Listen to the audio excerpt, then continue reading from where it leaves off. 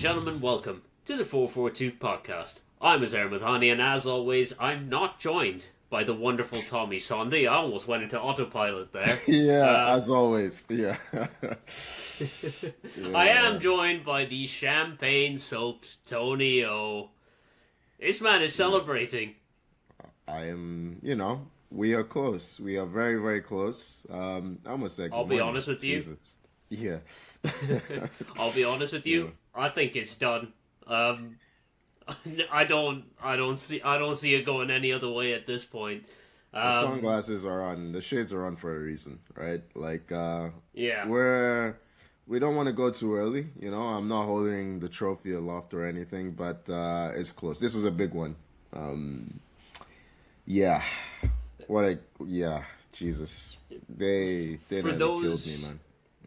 For those not in the loop, West Ham 0, Arsenal 1 at the London Stadium. Leandro Trossard with the 83rd minute winner keeps Arsenal ahead of City in the title race by, I believe, 4 points with the game in hand. 2 points. So it's 5 points right now. Oh, 5 points with the game in hand, my bad. But key thing is, Arsenal's last two games are against already relegated Burnley and a Crystal Palace team that will be saving themselves for a Conference League final. So, Tony, you want to dox your address so people can send you flowers? Look, my notifications are on. They're back on. So I'll just settle for that. Look, this was the last game that we had an excuse not to win. And when I say an excuse, I mean like there was going to be some difficulty, reasonable difficulty. If we can't beat Burnley and Crystal Palace's U18s, we don't deserve the title at that point. Like, yeah. And I don't think City are going to win out. I don't think they're going to beat Bournemouth. City, I was going to say, they're away to Bournemouth as well, right? And Bournemouth haven't lost in 14, 15 Premier League games, something crazy. Yeah.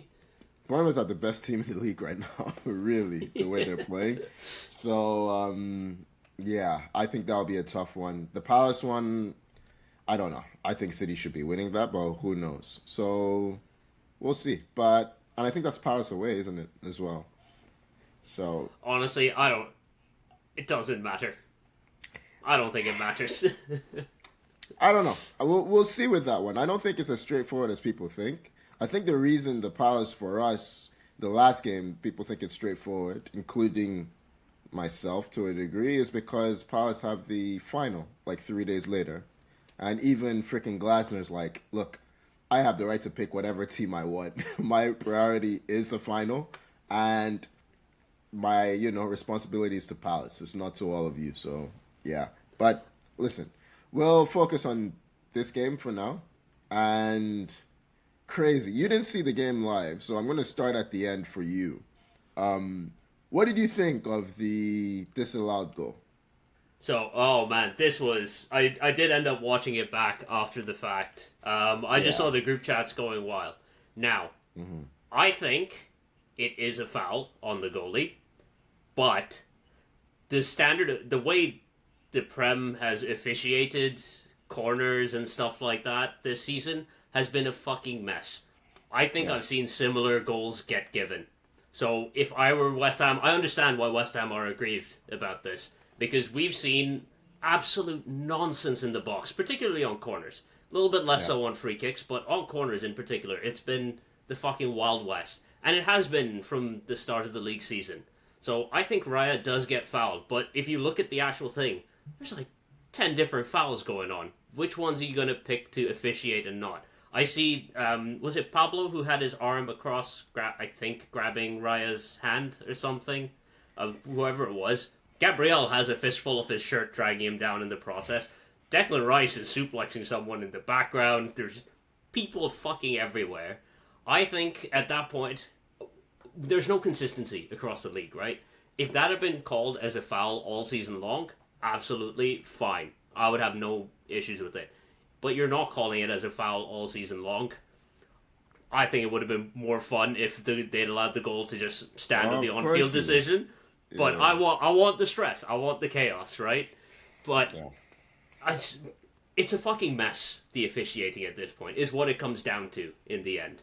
Like, I think people have a right to be aggrieved that the goal was chalked off, and I think people would have been rightfully annoyed if the goal had stood. Someone's pissed off either way because there's no consistency. Because you can look either way throughout the league, and people have been pulling up receipts online going both ways, where goals have stood, even with goalies getting pulled like this, and goals have been disallowed like this. No one fucking knows what's going to happen. Like, at this point, like, VAR has not brought any consistency. Like, isn't that the point of VAR? To bring in consistency to refereeing? There's none. So I think, I'll say two things. So first of all, I think the thing that saves Raya is the fact that his hand, he's dragging. I think it's a mistake by Raya. I think he should punch it. That's my thought. Immediately I saw the incident, I'm like, you need to punch it. I think he is fouled, and I think the reason it's given is because he's pulling him down. Someone's dragging his shirt as well on the other angle. Fuck that. No one cares about that. Everyone's grabbing shirts. Going on. Everyone's grabbing shirts. But the moment a goalkeeper's trying to grab a ball and you're grabbing his hand, then it becomes dodgy. Now, I will say goals have been given against even us where that's happened and the goal's been given. So it's like you're saying, there's no consistency. Where I will give us credit, because we have this nice guy attitude at times. And I don't know if it's because the title was on the line. Arsenal have a nice guy attitude? Nonsense. Man, we have the That's best bullshit. What do you mean that's bullshit? We No are one literally thinks top. that Arsenal has a nice guy attitude. We have 0 red cards this season. We are top of the disciplinary chart. I don't know what you're talking about. Like, That's not a nice guy attitude. That just means you're good at not picking up cards. That's a different thing. I don't think Arsenal have a nice guy attitude okay, at all. who's a dick in our club? Your fans? Definitely. No. I'm talking about the players. Dick. The players Gabriel and Saliba are both dicks. How is Saliba? Wait. Ben White is definitely being a good center back. I don't believe Gabriel or Saliba. Ben White. I think they are both dicks. It's complimentary. So I want my centre backs to be dicks. Centre backs should be dicks. How is Saliba a dick? In what way is Saliba a dick? I think they both are very good at being. Gabriel is a bit more blatant dick. Saliba will leave a stud in on people. Like, he's not averse to it. I don't think Arsenal have this nice guy attitude. They're good at not picking up cards. This is a small thing, so I'm not going to drag it out. I think you're completely wrong on Saliba. I think he's one of the fairest players. I've never seen him leave studs. Sure. He's just not that type of person. But anyway, I will agree to disagree. The reason I don't care, whatever. The reason I'm saying that is we don't protest enough. We don't put referees under pressure enough. We don't protest enough. With VAR, put the referees under pressure, man. Like, scream, shout for it, whether you believe it or not, it works. Man City are really good at this. Bernardo Silva is the best player in the league at this. Fucking Atletico Madrid, they did that to us. Simeone and the Atletico boys, they did that to us in the Champions League when Eze went over on a penalty. And I think we should scream more. And on this incident, they're not having it. They're like, there's a foul. Go look at it. They didn't accept it. And credit to the referee. He looked at it and he was able to make up his own mind. I would say, I'm not giving anyone credit in this situation. I think it's VAR flipping a coin again. It lands in Arsenal's favour this time. I mean, I agree with you. Big effects at both ends of the table. Because West Ham needed a win desperately. They needed something from this game. Obviously, the hardest game left on their schedule, but even a point in this game would be pretty galvanizing for them with a couple of games left, because they're behind Tottenham in the relegation zone now. I mean, we haven't even mentioned the Mateus Fernandes.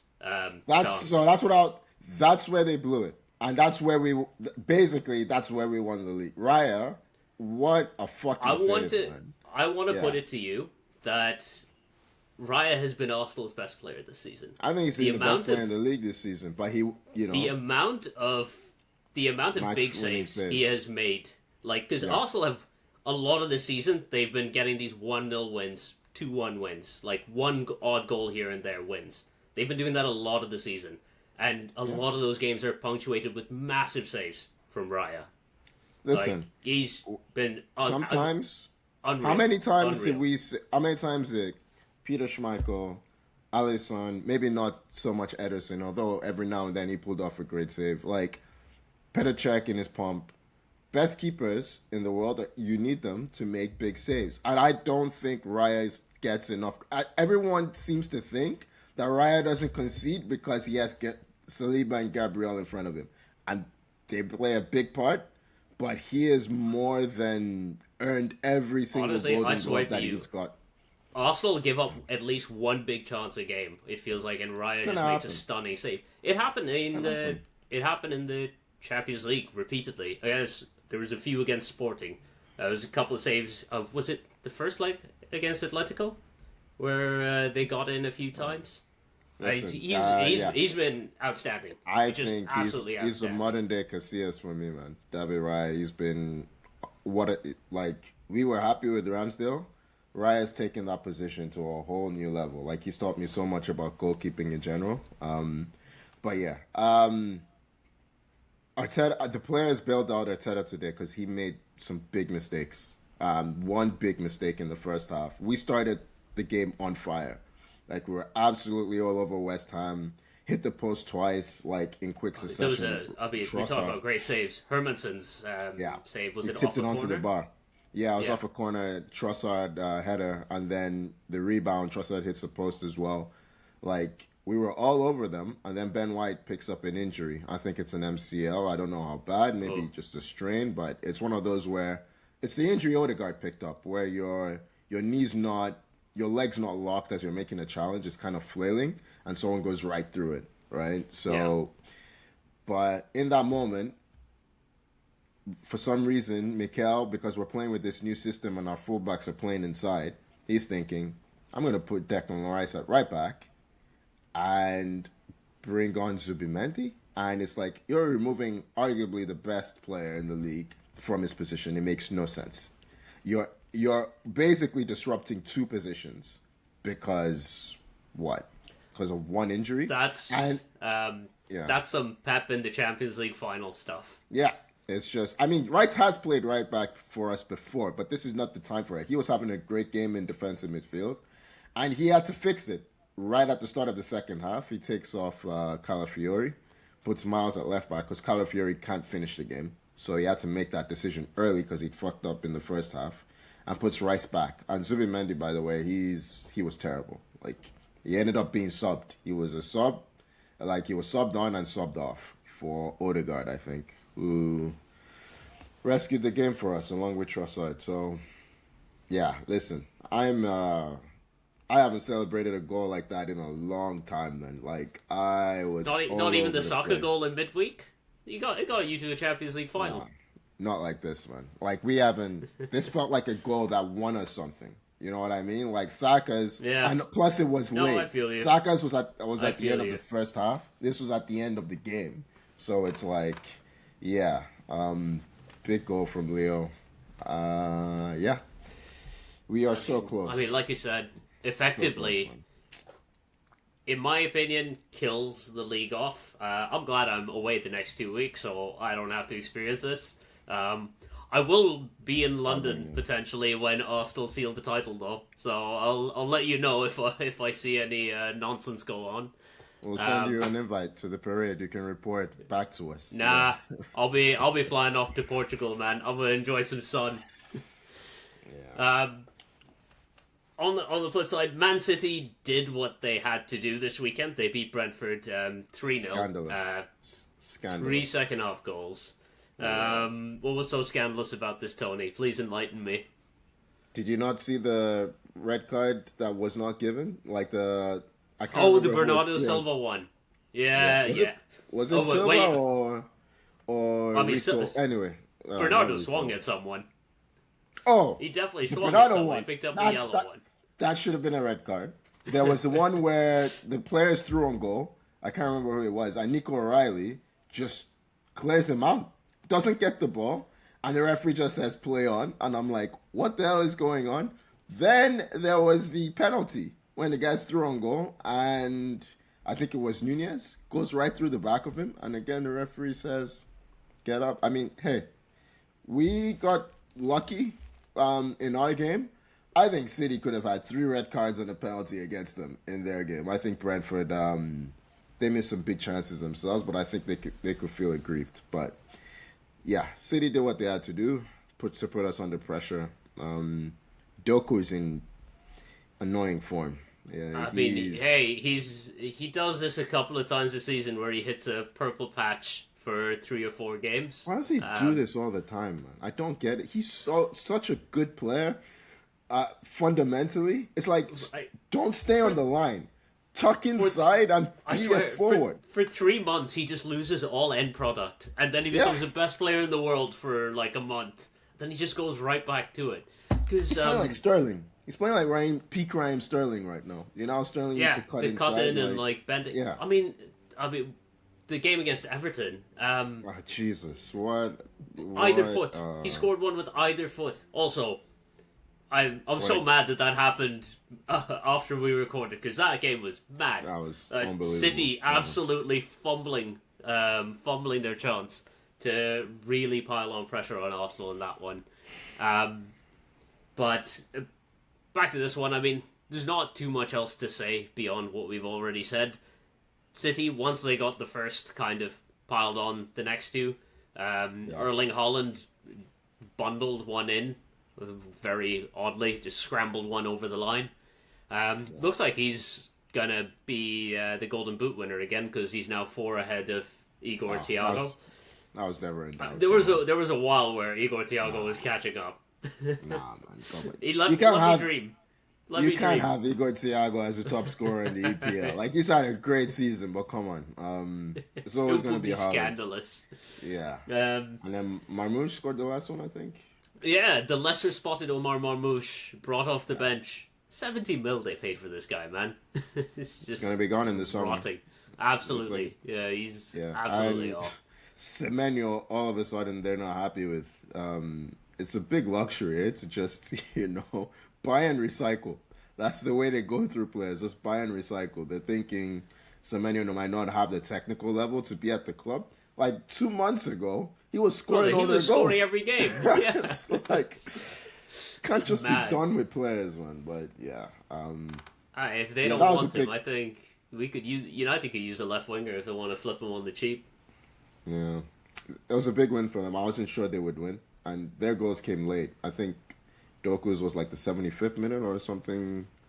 So I thought it was earlier. Maybe a bit earlier. Maybe it was a bit earlier. Maybe like 60th. But yeah, they toiled initially before getting over the line. But hey, titles are never easy unless you're Liverpool. So yeah. I mean, speaking of Liverpool, they had the early kickoff against Chelsea at Anfield. Finished 1-1 in this one.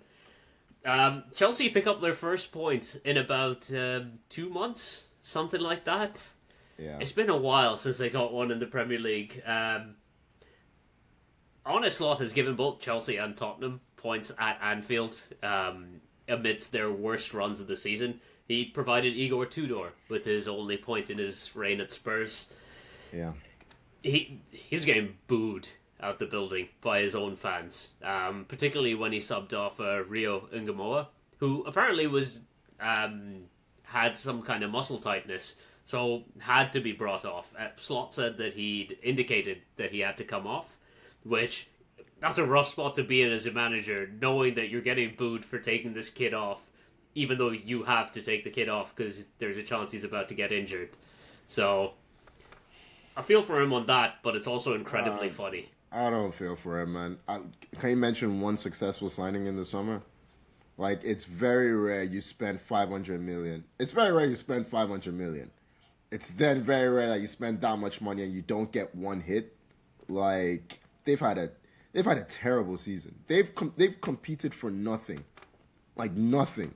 Can they compete for the Carabao? They can compete for the FA Cup. They can compete for the Champions League. They're just crawling over the line in the Champions League for spots in the Premier League because Chelsea are so incompetent. Like, Wirtz has been... He's not contributed. The strikers are injured.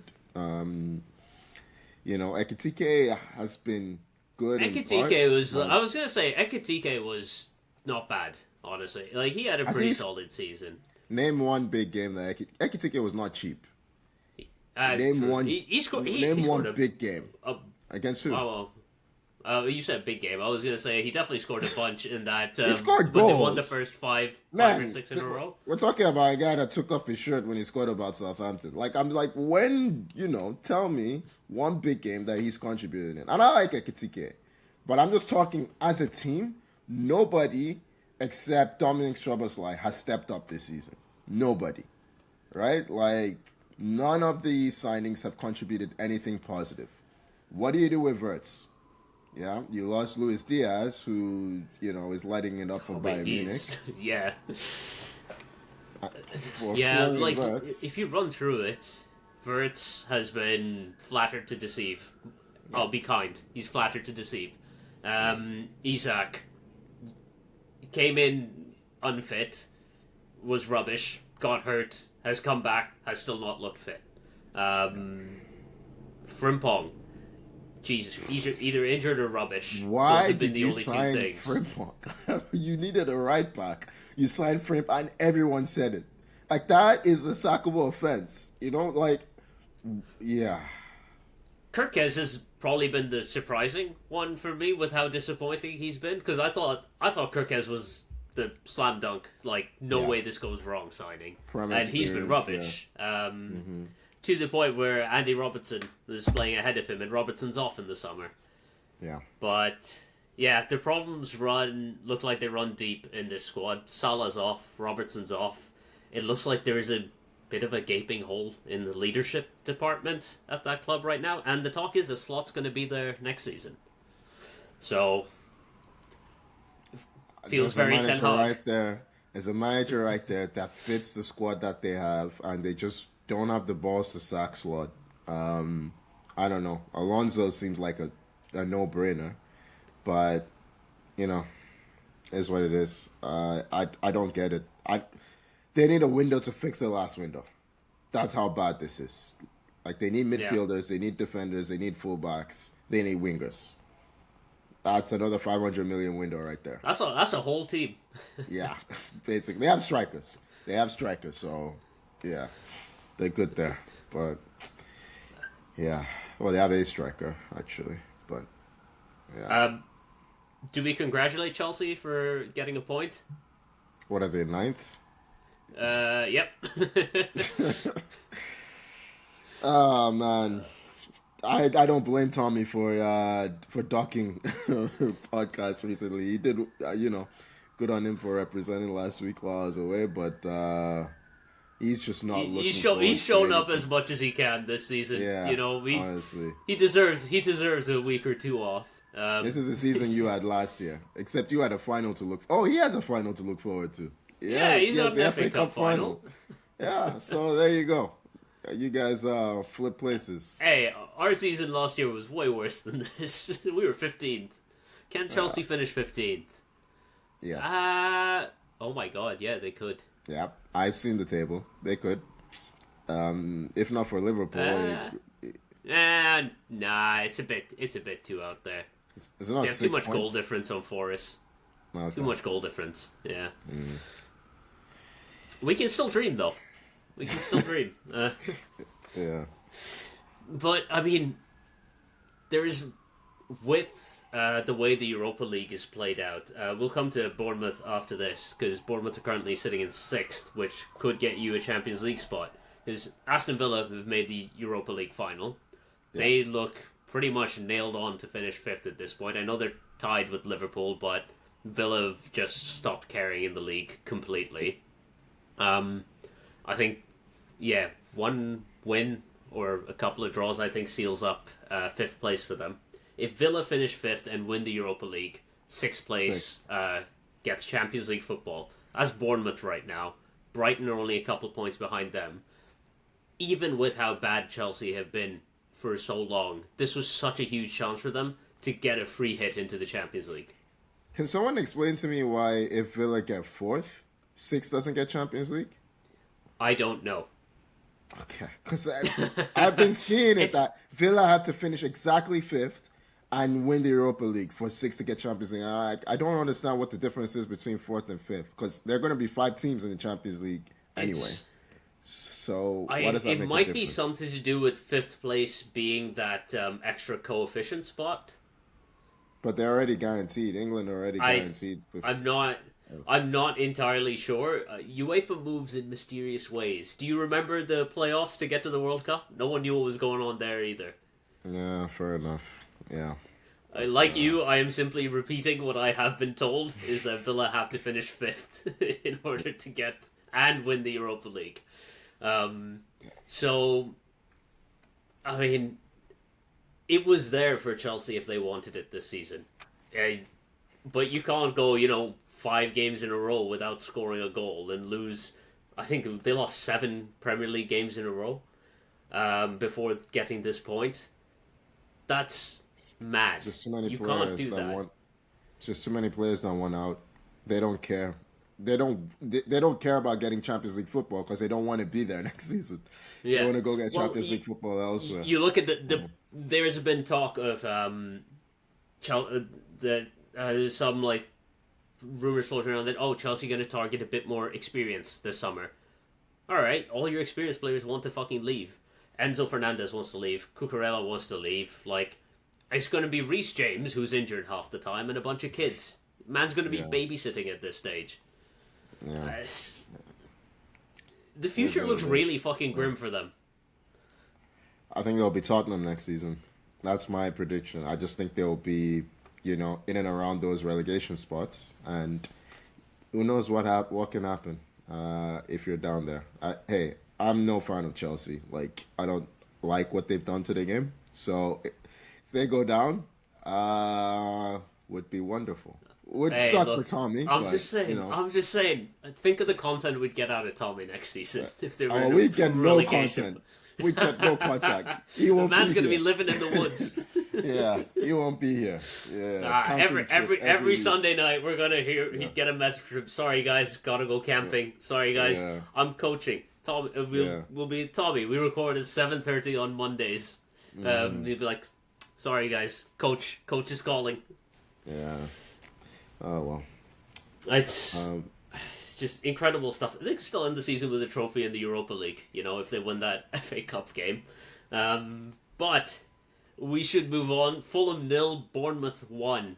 Bournemouth potentially in a Champions League spot. Like we said, if all goes according to Unai Emery's plan, Bournemouth will get into the Champions League. They just keep winning, man. They haven't lost a game for 14, 15 games in the Premier League now. That's mad. It's a big win for them, this one, especially in the context. Once Villa went through against Forest, because that wasn't looking for sure after the first leg. Forest were ahead.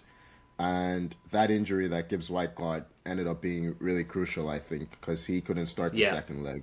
He basically shouldn't have played at all. I don't think he played in the second leg. Oh, did he not come on? No, I don't think he's going to play. I don't think he's going to play again. You could see if no one has seen the Gibbs White injury that he got with the collision with Robert Sanchez, don't look it up. You can see the man's skull. That's fucking terrifying. Like, those are some nasty stitches across his face. Yeah, the tissue underneath his skin was exposed. It was, it's not good. But, so Fulham, Bournemouth needed to win this one. They went down to 10 men very early, early-ish. And then Fulham nicely obliged by getting a red card of their own, which was, Fulham are the nicest team to play at the end of the season. Yeah. I swear to God. Whatever you need, they will give it to you. They are lovely, welcoming. It's a very polite fan base to start with. But they just give you Arsenal come to town last week. What do you need? Best defensive performance we've seen in months. Have it. Go nuts. We'll get Saka back into the groove. We'll get Gyökeres a couple of goals. Bournemouth coming to town, get themselves down to 10. Don't worry, boys. We'll even it up. That's good hosting right there. Everyone could learn a thing or two from Fulham. Be a good host.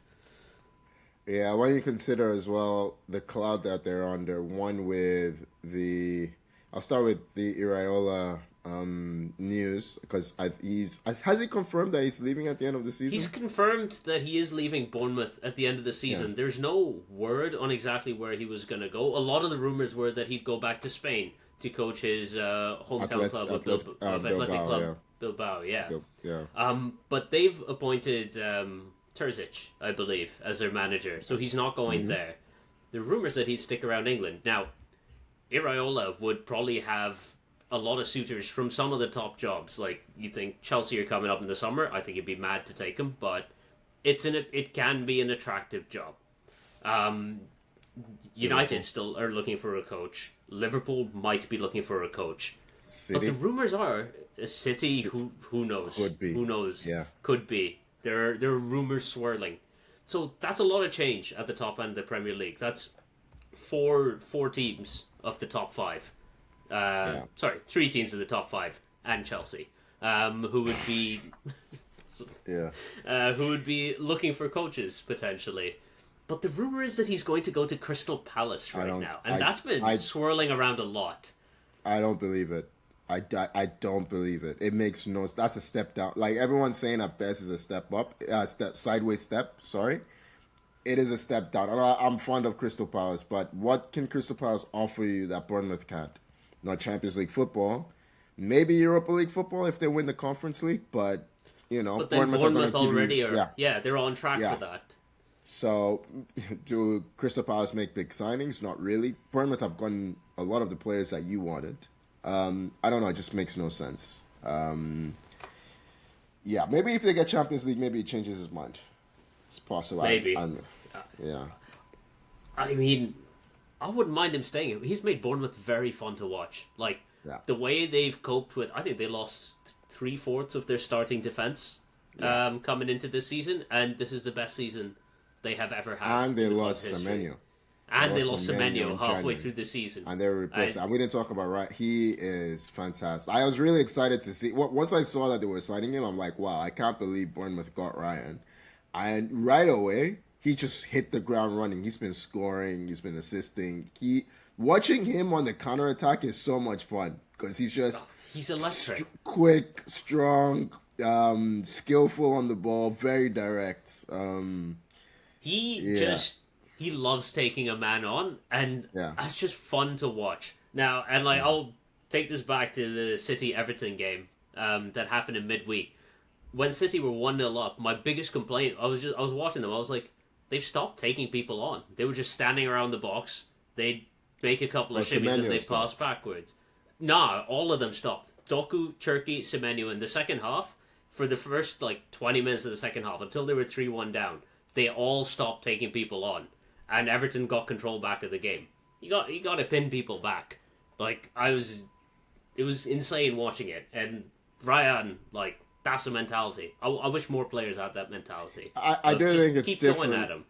I do think it's different when you're taking players on in space. City tend to have to take players on in a congested area. I'm not sure if that would be Ryan's strength. City would. Look at, I would say that Everton game. They were actively slowing it down every time, and it was just as someone who wanted to watch an entertaining game of football. It was putting me to sleep. You got it. So you got it. Hey. Everton, thank you for providing. Tierno Barry, thank you for providing. But Ryan he's been phenomenal. He's been so much fun to watch, and I guess a goal in this one. I mean, that's the winner. Yeah. Bournemouth are the 5th highest scorers in the league this season, I think. 56 goals scored. Defensively good as well, especially at home. Yeah. There's solid defense. They have the occasional game where everything goes a bit insane, but at home generally, they are one of the best. Their home record defensively is one of the best in the division. Away they're a bit loose, but home has been the foundation. I don't know. I'd like Iraola to stay, particularly if they end up getting Champions League. I'd like Iraola to stay and continue to build them. But we'll see what happens with that one. There's the other cloud that they're under currently. Right. Yes. So, for those that missed it, the news broke, I believe, on Friday, that Bournemouth right back. He plays right back, yeah. Alex Jimenez, who's a Spanish, I believe, under-21 international, was being dropped from the squad amid allegations of some inappropriate text messages being sent to underage girls. If you have seen the texts, obviously legal system has to play out, etc., etc. But if you've seen the texts, it's bad. Like, there's no other way to interpret what he's doing other than in the worst possible way. I'm going to ask a question here. Was that an account posing as an underage girl, or were they investigating him, or was that an actual underage? I don't know that much. I read the one article about it and saw the actual text in that article. So I didn't look into the account any further, but if an account is actively telling you, hey, I am 15 or 16 or whatever it was, and it's fucking blatant. There's a picture of him on Snapchat as well. The messages are, it's not even, the messages make it clear that it's not an isolated incident as well. Like, this is something that is clearly, it's bad. Let's just leave it at that. It's not he didn't know. He knows exactly what the situation is and doesn't care. So, he's fuck that guy. He is absolutely done. Well, moving on to much more mundane news now. Sunderland and Man United played out a friendly, ended 0-0. Mundane is the right word, yeah. I watched this game start to finish. There's a couple of nice Senna saves.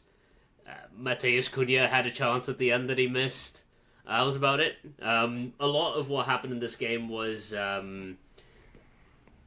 United made 5 changes, gave a couple of people with knocks a break, so Casemiro didn't play this one, Benjamin Sesko didn't play this one, and some players got the chance to stake a claim and have a run out. So Joshua Zirkzee started this one, Mason Mount started this one, Nusayr Mazraoui started this one.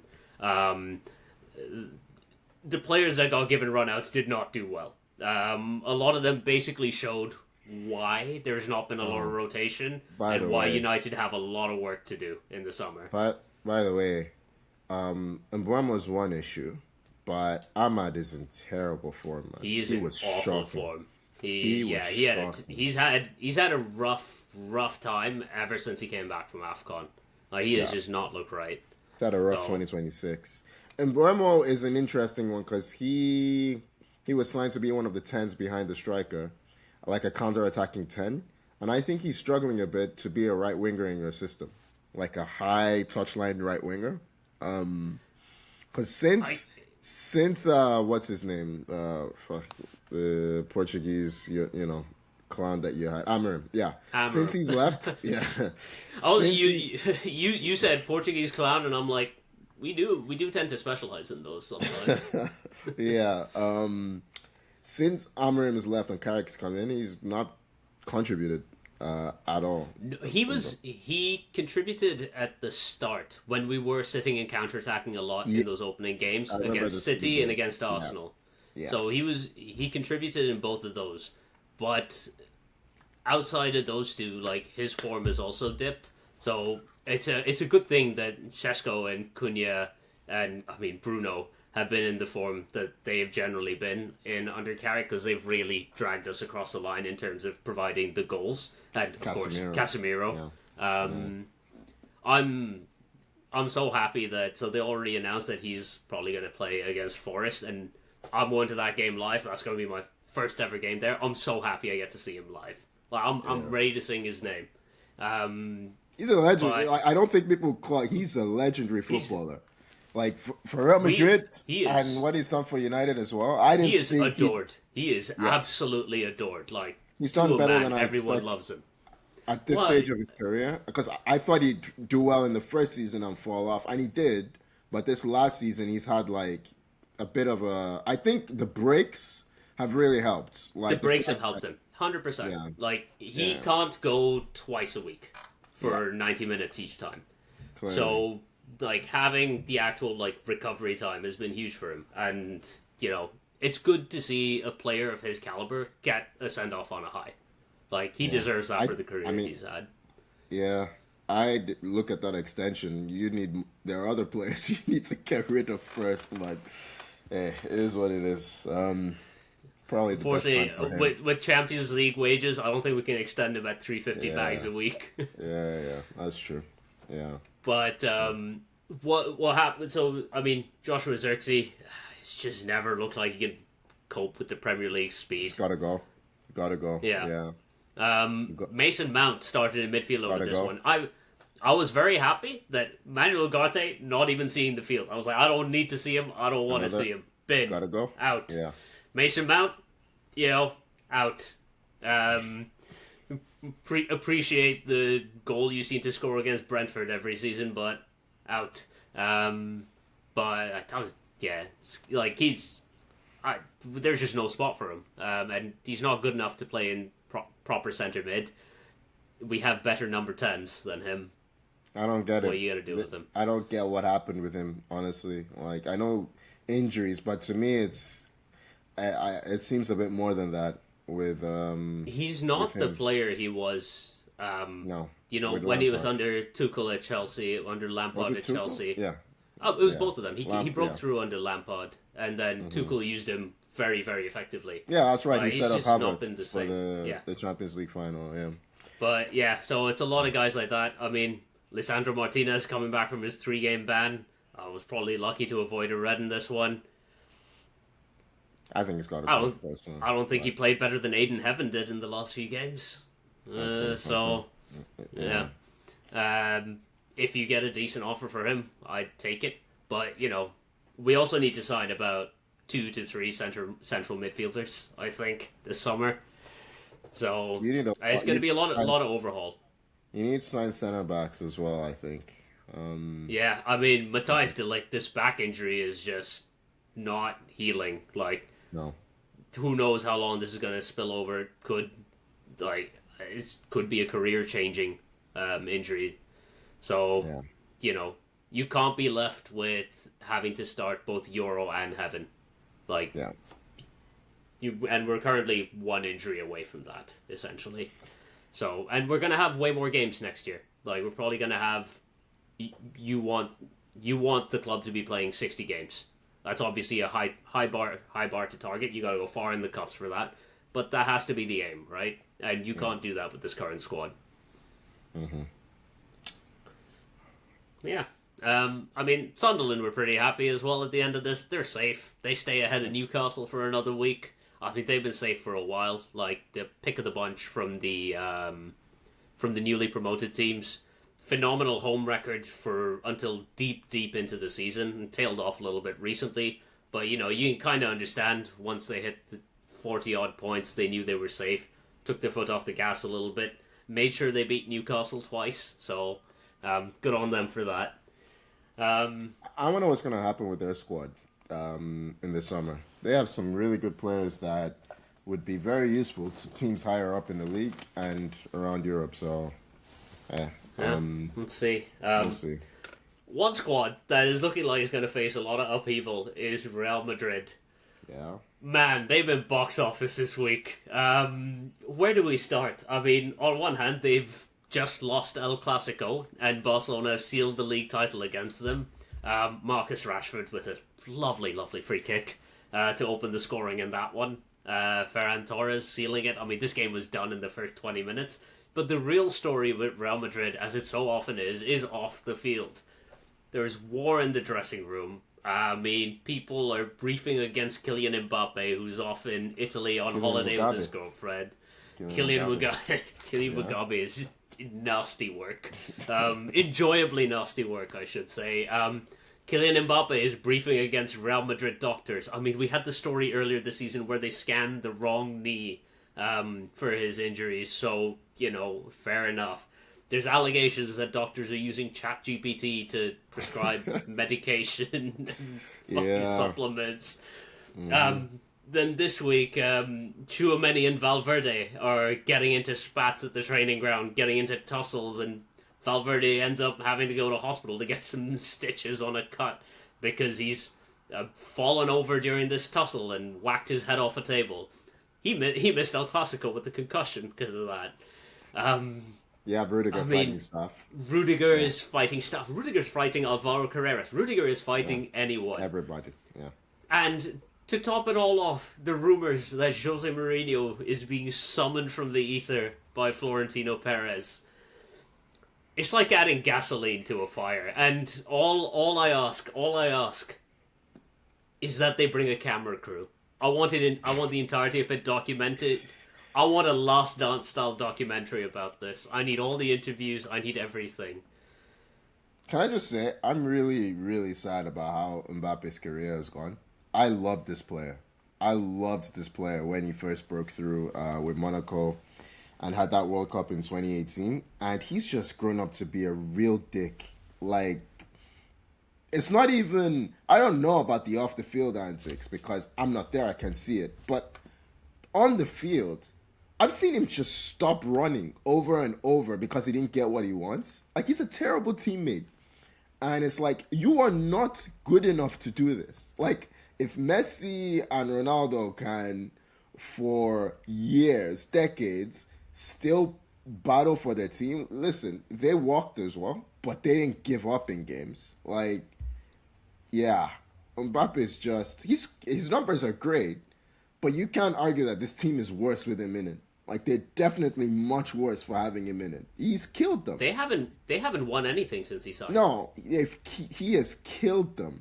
Did they win a super cup? They might have won a super cup. Fuck the super cup. No one gives a shit about that. They haven't won La Liga. They haven't won the Champions League. They haven't even won a Copa del Rey. I'm pretty sure. They have not. They have not. So no, Sociedad those are your major titles. Just, we all said it when we signed, like, how is he going to coexist with Vini? But I don't even think that's the problem. And I think it's a problem. But right now, it's just, who can manage this guy? Like, who wants, I mean, Mbappe is crazy. But, like, I mean, he's crazy good. I mean, how many times can Alvaro Arbeloa come out in the media and say, this is all my fault? Well, as he's repeatedly getting stabbed in the back by everyone. You know who comes out of this all looking great? Xavi Alonso comes out of this smelling like roses, man. The fact that he was doing pretty well at like a points per game metric with this team, and the way they've fallen off, like, and they needed to back him. They needed to back him and get rid of the bad eggs, and they didn't. Real Madrid like to operate with this star player, like the Galacticos, man. It's the Galacticos era all over again. Listen, do you remember in the original Galacticos era, after it fully went off the rails, they were going through a manager a season. Yeah, but even in that era, you know, you had Galacticos like David Beckham ran for the team. Like, okay, Ronaldo wasn't as mobile then, but didn't play with ego. Zidane didn't play with ego. Raul didn't play with ego. This team is playing with so many egos of guys that just think that they can do whatever the hell they want. Like, Mourinho's going to go there. What's he going to do? Tell Mbappe to track back? Like, I want to see how that's going to work out. We need to see it, man. This is why we need the documentary. This is what we need. Man. It's incredible. Like, the press briefings out of the Madrid camp, because you're getting the press briefings from both sides. You're getting the Valverde side, you're getting the Tchouaméni side, you're getting it from Perez, you're getting it from everyone. It's incredible stuff. I genuinely think Mbappe's got to go for them to fix anything. I think the problem starts with him. Who's buying him? Where are you selling him to? Saudi. I don't know, man. I don't know. Perez won't sell him because it just taints his legacy. But yeah, this is not working, and it's not going to work. Well, who knows? I might be wrong. I might be. It's clear Mbappe is giving up on the season for Real Madrid and is focused on the World Cup. And, 100%. Yeah. I mean, to be fair, there's nothing left in this season. Easy to give up when you're already knocked out of everything and you're like 10, 12 points behind. He gave up before when there was still stuff to fight for. Let's be fair. Yeah. Whatever. It's great, sad. Man. I'm morbidly curious to see what happens next. It's going to be box office no matter what, and we'll be here to wrap it up. So, congrats to Barcelona on sealing the league title. I mean, less good news now. Weird stuff is going on in Marseille. Tony, the fuck is Pierre-Emerick Aubameyang doing? I don't know, man. I don't know, man. You brought up this news to me. He's spraying stoppers with fire extinguishers, trashing rooms, getting himself suspended for a game. I think he's a club captain. Maybe he's not, but he's definitely in the leadership role, as you'd expect. He's like the oldest player in the team. He's leading the players to trash like staff rooms and teammate rooms. Like, you're 35, man. Like, you can't be doing this anymore. Like, at what stage are you gonna grow up? And it's not like he's just childish. Like, Aubameyang is just being childish. That was always the issue with him. He just couldn't keep discipline. And Marseille have kind of fallen apart since De Zerbi left. I mean, when you assemble that kind of squad, maybe you need a certain. They were falling apart. They were falling apart before he left too. They were. But people are apparently not very happy because Mason Greenwood is not taking shit seriously and is not listening. Yeah. Oh no. Who could have predicted that to happen? you attempt to put together the fucking prison 11 and then you get upset when they don't listen to you. Yeah. Fucking. Honestly, they're getting what they deserve. I'm delighted it's happening to them. Yeah. They brought this on themselves. Couldn't happen to nicer people. Slightly worse news on our end. Alphonso Davies has done his hammy again. It's a repeated injury since he's come back from his ACL tear that he suffered last year. It's Touch and go for the World Cup, right? Yeah. With Canada, the vibes. Yeah, he's gonna go, and that's the thing with Canada. The vibes are just not good, man. Like, it's not like the last time. And we didn't do well last time in the World Cup. That's to be fair, but yeah, it was a lot more positive than this time around. Like, our star players are not in form. Alphonso Davies has barely played this season. Jonathan David's been very mediocre for Juve. Our centre backs have all been fucking injured. Ismail Kone, I'm pretty sure, got chucked out of Marseille by De Zerbi. I was just about to say that. Yeah, he's like. That's our one good centre mid. The only positive is Tejan. Tejan Buchanan's had a good season with Villarreal. He's been decent. I think both our starting and backup goalie Kripo and St. Clair have been terrible in the MLS. Yeah. So vibes are bad. Yeah. Who knows? Maybe hosting the World Cup can do something, but I just don't see it. When you start players, I'll be happy if we get out of the group. If they get out of the group, overjoyed. Yeah. Yeah. I think last World Cup we scored 1 goal. That was the aim. Score a goal, right? Yeah, I think. Did we only score 1? Yeah, because Davis missed the penalty, didn't he? Right. Yeah. Then he scored against Croatia. Right. Yeah, we'll see. On a more positive note, Tottenham play Leeds. As we're recording this, they play tomorrow. We're recording this Sunday night. This will probably go out Tuesday morning, Monday night-ish. Tottenham play Leeds. Tottenham with a huge chance to extend their lead over West Ham. They're currently 1 point above West Ham. A win basically ends it. We'll put them 4 points clear with 2 games to go.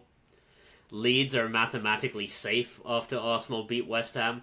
You know what the worst part about Arsenal winning today is that it's a huge win for Spurs. And you're denying us the funny thing. I wonder if Spurs were cheering us on. They had to be. Yeah, they had to be. We did them a favor. Before this game, my hope was we beat West Ham and somehow West Ham still stay up. Like, they get 6 points, finish on 42 points, I think. Would it be 42 points that they'll finish on? Yeah. How many points? Yeah. I don't know. I think I'm going for a 2-1 to Leeds. I'm holding on to hope. Yeah. Holding on to hope. Okay. Yeah. Spurs are not good at home. They haven't won Spurs are not good at home forever. Yeah. But they have gotten their tails up under De Zerbi. They have 2 wins in a row. Their game last week against Villa was the best I have seen them play in about... Fucking yeah. Fucking 10 months. That was... the team he put out against Spurs was disgraceful. Yeah, that's my point. But it's justified, right? They got to a Europa League final. Spurs might stay up. It's not justified, man. I don't care about. I swear, I don't think anyone hates Arsenal more than Unai. He loves sticking it to he's him. playing the kids against Man City on the last day of the season. Like, 100%. Yeah. 100%. If the title is still there to be won on the last day, he is trotting out. You get Jadon Sancho and the kids. But I think this is going to finish a 1-1 draw. Where does that leave West Ham and Tottenham? Is that 2 points or 3? Tottenham are 2 points clear of West Ham if they draw. If they draw? They're 1 point clear right now. Yeah. You know what? I take a draw. I'm still going 2-1 Leeds, but I take a draw. That keeps things interesting. Yeah. For more of this nonsense, follow us on all socials at 442. Subscribe wherever you get your podcasts. As always, thank you for joining me, Tony. So close, guys. We're so close. Yeah. 2 more wins. I'm glad that if Arsenal win the title, Tommy's the one that has to put up with you and I don't. Yeah. You know what? He deserves might have to deal with you winning a Champions League final after that, but man, that's karma. Yeah. Nah. You have to be calmer. I don't. Thank you so much for listening, and we'll see you next week. Bye bye.